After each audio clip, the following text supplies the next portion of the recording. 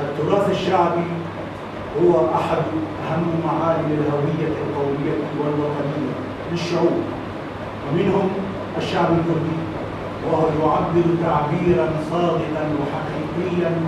عن ثقافة وصفات الشخصية الكردية، حيث يمثل خلاصة معارفها وتجاربها وقدرات أفرادها. قبل أن نعرف الفلكلور أنواعه وأقسامه، ولفهم مصطلح الفلكلور يجب أن نوضح معنى الفلكلور، وهو مصطلح يتألف من مقطعين. الأول الفلك، يعني الشعب، الناس، القوم، والتعريف الأكثر معاصرة للمصطلح هو مجموعة اجتماعية ذو السمات مشتركة يعبرون بها عن هوية مشتركة من مجموعة من العادات والتقاليد والفنون والأساطير. وانتقل هذا التراث الإبداعي من جيل إلى جيل عبر عصور غير مذكورة، وهو يعتبر خزان القيم الروحية والفكرية والإنسانية. ينقسم الفلكلور موضوعات إلى الأدب الشعبي،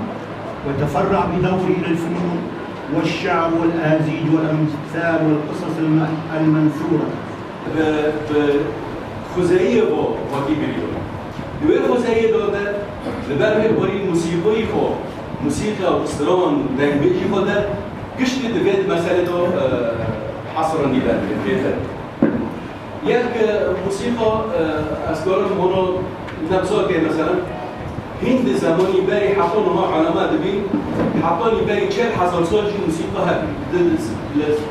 بلور وقت بلوری هم زانه شما درکن بری تاریخی بلوری لهستی حیوانات کشفاندنه در خلقه دقت جمع دارن و چه دو بودن در کنم موسیقی در علمی من موسیقی داشتم من نمی‌سوم هر آواز به بنجهت ام قربن کسی مختصر ام شروع بکنم قربن می‌بینیم استرونه دیده خواستم ام بال بکشیم سر 25 شهر نظام پشتی عفرین در کردن براستی ام بیشی عفرین و مشاعری من بیشتی و نگارم یکی سر یکی زیاده کرد بس نظام چه ما اینو هر استرانه دهندر بدار هر چیز مازن که اینو مسئله پیرانا من عجب باشه که اینو 25 شهر برنامهش گیری کردگی تمثیل چیزگوری خود تمثیل حفاظ دیگه منو سر مولی منه منو خلافی منه عرض اتفاق رسی منو اتفاق بده اسمامی فرا بکرد که عرض بده تو کش انتفاظه بده منو تجی برگی بیشی برگی امراقی هر نمیتونی منو پیش هر اجی هر بس متنه مرد